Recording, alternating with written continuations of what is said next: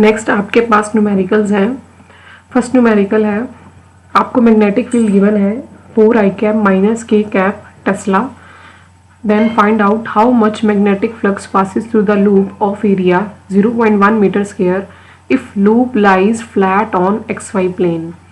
कह रहा है क्वेश्चन, आपके पास xy प्लेन में लूप पड़ा है, loop lies flat on xy plane. Consider कीजिए ये आपके पास x एक्सिस है, ये y है, ये z है, तो लूप कुछ इस xy प्लेन में प्रेजेंट है, ये है लूप लेट से। और आपको फ्लक्स फाइंड आउट करनी है, तो फ्लक्स का फॉर्मूला होता है dot product of magnetic field vector and area vector. अब यहाँ पे आप देख सकते हैं जो एरिया वेक्टर होता है, आप सभी को पता है, वो हमेशा एरिया वेक्टर की जो डायरेक्शन होती है वो हमेशा होती है normal to the loop, means this one, ये होगा एरिया वेक्टर। तो एरिया वेक्टर की डायरेक्शन किसके अलोंग है, डेट इज z एक्सिस के अलोंग, क्योंकि z एक्सिस जो है वो xy प्लेन के परपेंडिकुलर होती है। तो यहाँ पे एरिया वेक्टर जो मिलेगा आपको वो क्या मिलेगा, एरिया वेक्टर कैसे लिखते हैं, magnitude of area into its direction. Direction क्या है k कैब, तो एरिया वेक्टर आ जाएगा, मैग्नीट्यूड दिया हुआ है एरिया का 0.1 k कैब, और मैग्नेटिक फील्ड भी दे रखी है 4i cab minus k cab. अब जस्ट सिंपली डॉट प्रोडक्ट लेंगे दोनों का और आपके पास मैग्नेटिक फ्लक्स आ जाएगी। Magnetic flux will B b vector dot a vector. अब बारी बारी डॉट प्रोडक्ट सॉल्व करेंगे। सबसे पहले देखिए 4i cab dot 0.1 k cab, आपको पता है i cab dot k cap होता है 0 के बराबर, तो 4i cab dot 0.1 k cab 0 हो जाएगा।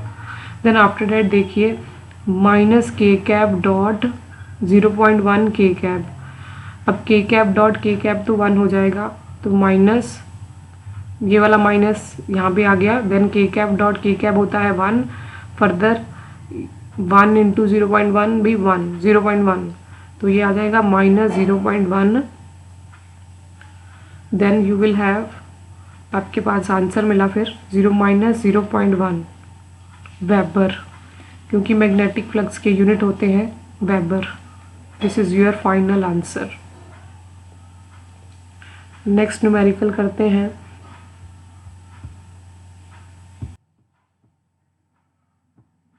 नेक्स्ट क्वेश्चन है magnetic field of 42 micro tesla points at an angle of 33 degree with plane of surface if area of surface is 2.5 metre square, then find out flux, magnetic flux. Magnetic flux find out करनी है। इसमें भी आपको magnetic field given है 42 micro Tesla, तो micro Tesla को convert कर लो Tesla में, ये होगा 42 इंटू 10⁻⁻6 टेस्ला, क्योंकि एक माइक्रो टेस्ला में 10⁻⁻6 टेस्ला होते हैं। अब ये मैग्नेटिक फील्ड 33 डिग्री एंगल बना रही है विथ प्लेन ऑफ सरफेस के साथ। कंसिडर कीजिए आपके पास ये प्लेन है, प्लेन सरफेस का प्लेन है, और मैग्नेटिक फील्ड कंसिडर कीजिए ये है, मैग्नेटिक फील्ड इस प्लेन के साथ, ये है आपके पास प्लेन, एंगल बना रही है 33 डिग्री प्लेन के साथ। देन एरिया जो है सरफेस का, ये प्लेन का एरिया भी दे रखा है, कितना है 2.5 मीटर स्क्वायर। तो फ्लक्स फाइंड आउट करनी है। अगेन फ्लक्स का फॉर्मूला होगा b vector dot a vector. तो अब आपको पता है अगेन यहाँ पे जो एरिया वेक्टर होगा आप लिख सकते हैं, एरिया वेक्टर की डायरेक्शन किधर होगी, ये जो प्लेन सरफेस है आपके पास उस प्लेन सरफेस के परपेंडिकुलर होगी, मीन्स ये डायरेक्शन होगी, जो आपको प्लेन गिवन है उस प्लेन के परपेंडिकुलर होगा एरिया वेक्टर। और लेट्स से अब एरिया वेक्टर क्या गिवन है आपको 2.5 मीटर स्क्वायर, तो एरिया वेक्टर को लिखेंगे 2.5 k कैब, यहाँ लिख सकते हो आप n कैब। n कैब क्या है, एक्चुअली ये डायरेक्शन है एरिया वेक्टर की, n cap is perpendicular to plane. तो यहाँ पे आपके पास फिर मैग्नेटिक फ्लक्स मिलेगी, that is flux will be, अब इसको ओपन अप कीजिए, B A cos of theta. यहाँ पे थीटा क्या होता था, angle between magnetic field vector and area vector, magnetic field vector और एरिया वेक्टर के बीच की डायरेक्शन। अब यहाँ पे ध्यान से देखना, मैग्नेटिक फील्ड वेक्टर कौन सा है आपके पास, ये वाला है, और एरिया वेक्टर क्या है, ये वाला। इनके बीच का एंगल होगा थीटा, मतलब ये वाला। आपको ये पता करना है, तो आप पता लगा सकते हैं कैसे, क्योंकि देखो ये तो पूरा 90 डिग्री है, दिस वन ये पूरा 90 डिग्री होगा, क्योंकि एन कैप क्या है, परपेंडिकुलर टू है, परपेंडिकुलर है प्लेन के, तो ये पूरा 90 है, इतना 33 है, तो ये फाइंड आउट कर सकते हो। और ये जो एंगल होगा ऑब्वियसली किसके बराबर होगा, 90 माइनस 33। ठीक है जी, 90 माइनस 33 होगा, डेट इज 57 डिग्री। तो यहाँ पे आपको पता चल गया जो कि कॉस थीटा होगा वो क्या होगा, डेट इज 57 डिग्री। जस्ट अब वैल्यूज पुट कर दीजिए। बी है आपके पास 42 इंटू 10⁻⁻6, ए है 2.5 इंटू कॉस ऑफ 57 डिग्री होता है 0.5446। तो फाइनली आपके पास आंसर मिलता है 57.2 into 10⁻⁻6 weber. This is your final answer.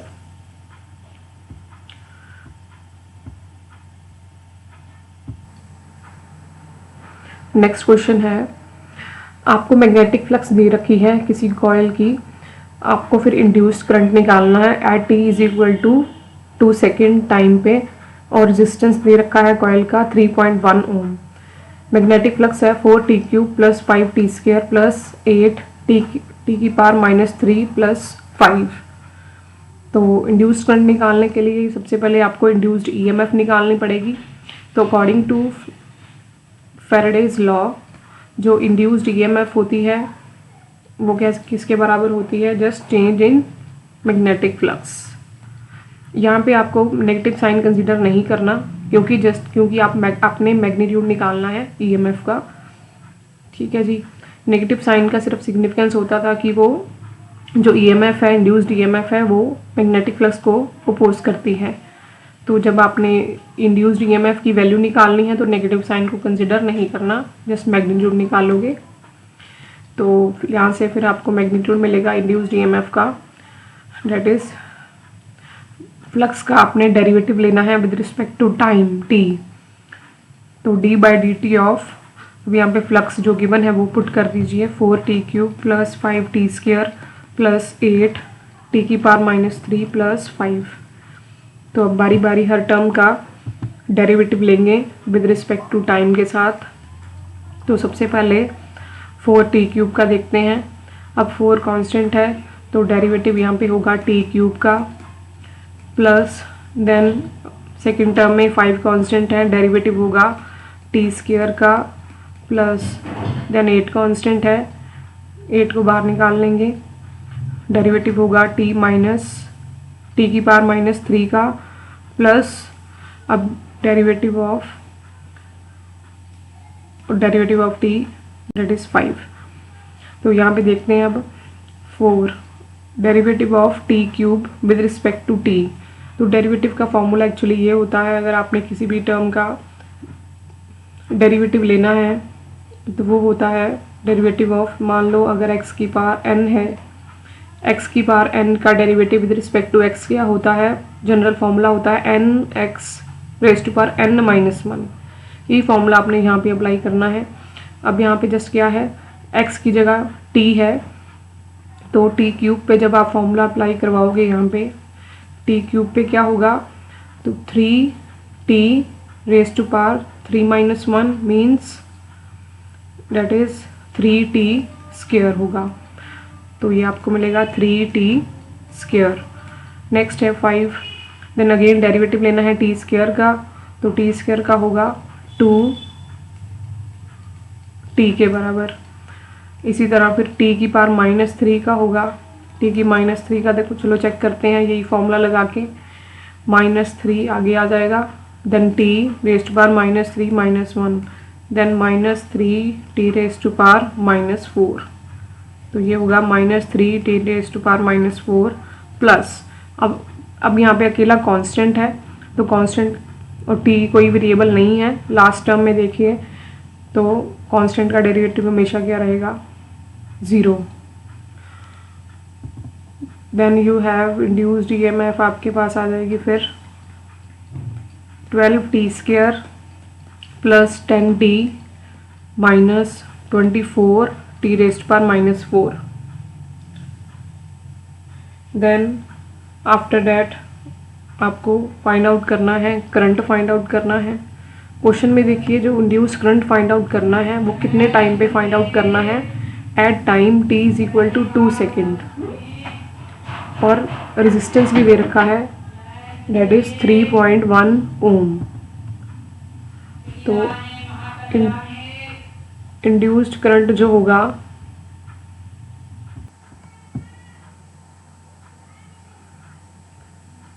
Induced current बराबर होगा magnitude of EMF upon resistance R, और कितने टाइम पे निकालना है, एट टाइम t = 2 सेकेंड। तो EMF लिख दीजिए जो आपके पास मिली 12t² plus 10t−24t⁻⁻⁴ upon resistance है आपके पास 3.1, और टाइम है 2 सेकेंड। अब करंट निकालने के लिए आप क्या करो, जहाँ पे टाइम है वहाँ पे टाइम की वैल्यू पुट कर दो 2 सेकेंड,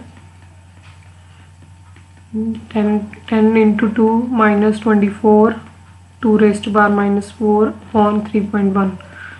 बस अब इसको सॉल्व करना है। इसको जब सॉल्व करोगे तो आपको मिलेगा 66.5 ऊपर मिलेगा, न्यूमिनेटर में 66.5 मिलेगा और डिनोमिनेटर में है 3.1, तो 66.5 अपॉन 3.1 होगा 21.45 एम्पियर के बराबर। This is your final answer.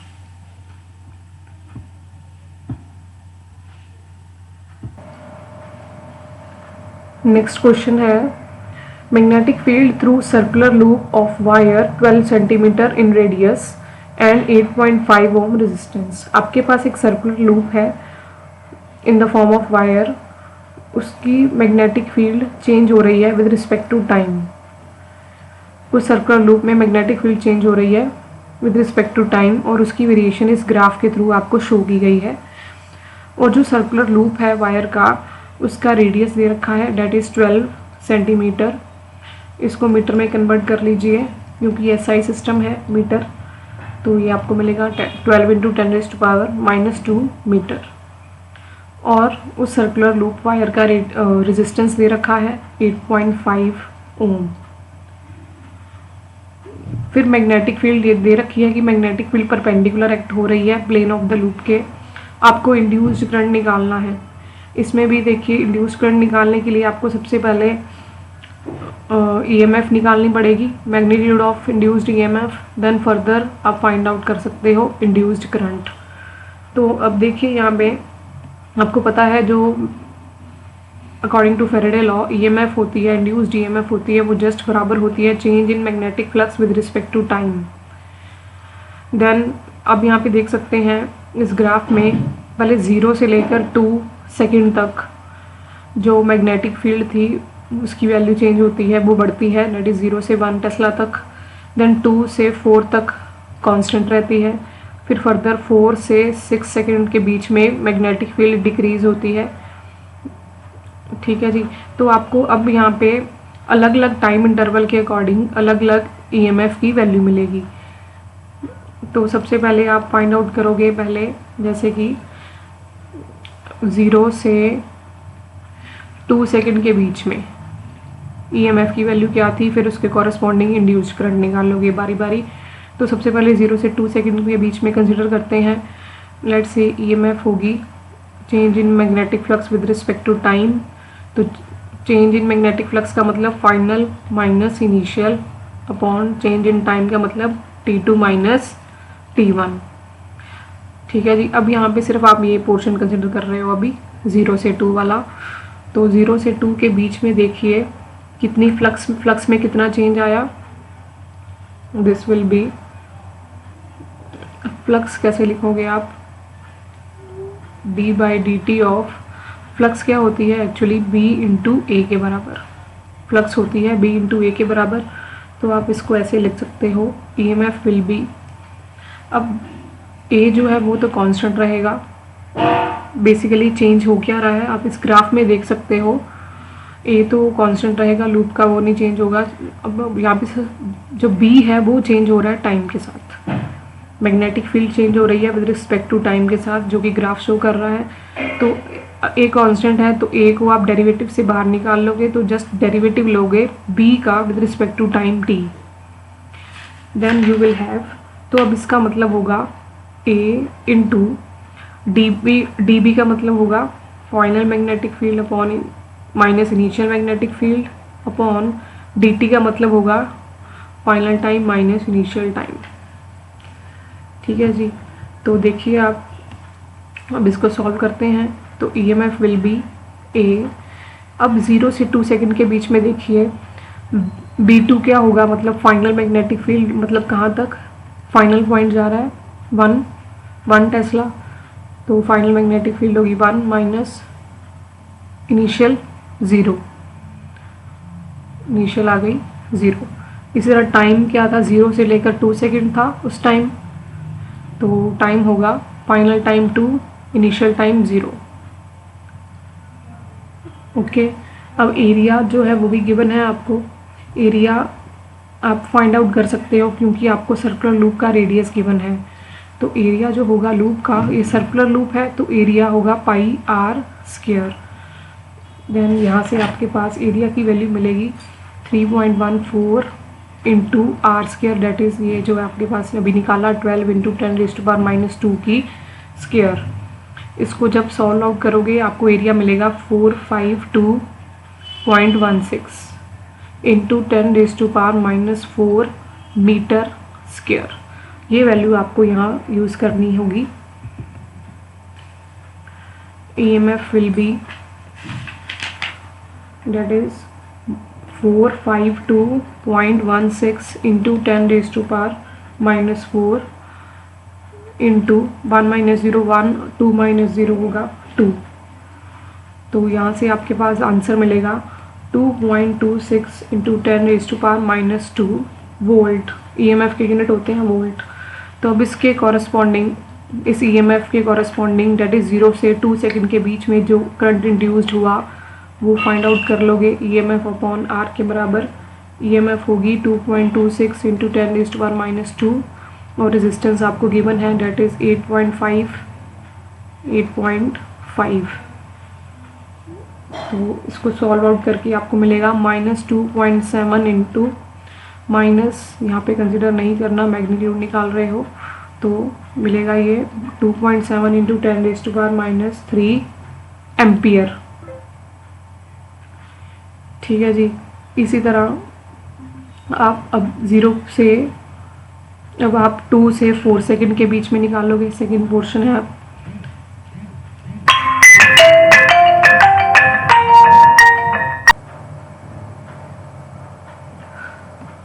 अब 2 से 4 सेकंड के बीच में EMF इंड्यूस निकालनी है एज वेल एज करंट निकालना है। तो फॉर्मूला लगाइए, EMF will be change in flux with respect to time d∅dt। Flux होती है b इंटू ए के बराबर। फर्दर b होगा, b a कांस्टेंट है तो डेरिवेटिव होगा जस्ट b का with respect to time t के साथ। यहाँ से b2 minus b1 upon t2 minus t1। तो अब पोर्शन देखिए आपका कौन सा है, 2 टाइम कंसिडर करना है, 2 से 4 सेकंड के बीच में उस टाइम की EMF इंड्यूस निकालनी है। तो आप देख सकते हैं 2 से 4 के बीच में जो मैग्नेटिक फ्लक्स जो है, सॉरी मैग्नेटिक फील्ड जो है उसमें कोई चेंज नहीं आ रहा, मतलब फाइनल मैग्नेटिक फील्ड भी क्या थी 1 थी और इनिशियल भी क्या थी 1 थी। तो b2 माइनस b1 यहाँ पे किसके बराबर हो गया, 0 के बराबर। टाइम तो चेंज होएगा ही, उसको नहीं हम रोक सकते, बट मैग्नेटिक फील्ड की वैल्यू है 2 सेकंड पे भी 1 पे थी और 4 सेकंड पे भी 1 है, तो मैग्नेटिक फील्ड कांस्टेंट है। therefore B2 minus B1 is equal to 0। तो उस टाइम इंड्यूस्ड ईएमएफ भी क्या होगी, दैट इज 0। अगर इंड्यूस्ड ईएमएफ 0 है तो ऑब्वियसली करंट भी क्या आएगा, 0, क्योंकि करंट होता है E/R के बराबर। अगर E 0 है तो करंट भी 0 होगा। नेक्स्ट थर्ड पार्ट, अब टाइम 4 सेकंड से 6 सेकंड के बीच में निकालनी है ईएमएफ इंड्यूस्ड, दिस वन। तो इसमें आप देख सकते हैं यहाँ पे फिर से ये फॉर्मूला लगाएंगे आप, EMF will be A B2 minus B1 upon T2 minus T1। Then area आपने निकाला था, आपके पास आया था 452.16 इंटू 10⁻⁻⁴। मैग्नेटिक फील्ड देखते हैं, 4 से 6 सेकंड के बीच में फाइनल मैग्नेटिक फील्ड क्या है, देख सकते हैं 0। 6 सेकंड के कॉरेस्पॉन्डिंग 0 है, 4 सेकंड के कॉरेस्पॉन्डिंग क्या है, 1 है। ग्राफ से पता चल रहा है टाइम जब 4 सेकंड था, फाइनल टाइम क्या है, यहाँ पे देख सकते हैं फाइनल टाइम क्या है 6 और इनिशियल टाइम क्या है 4, 6 माइनस 4 होगा। और फाइनल मैग्नेटिक फील्ड क्या है 0 और इनिशियल क्या है, दैट इज 1। तो ये होगी 0 माइनस 1। चेंज निकालना है मैग्नेटिक फील्ड का, इसीलिए। तो अब इसको जब आप सॉल्व करोगे तो आपको मिलेगा -2.26 इंटू 10⁻⁻² वोल्ट।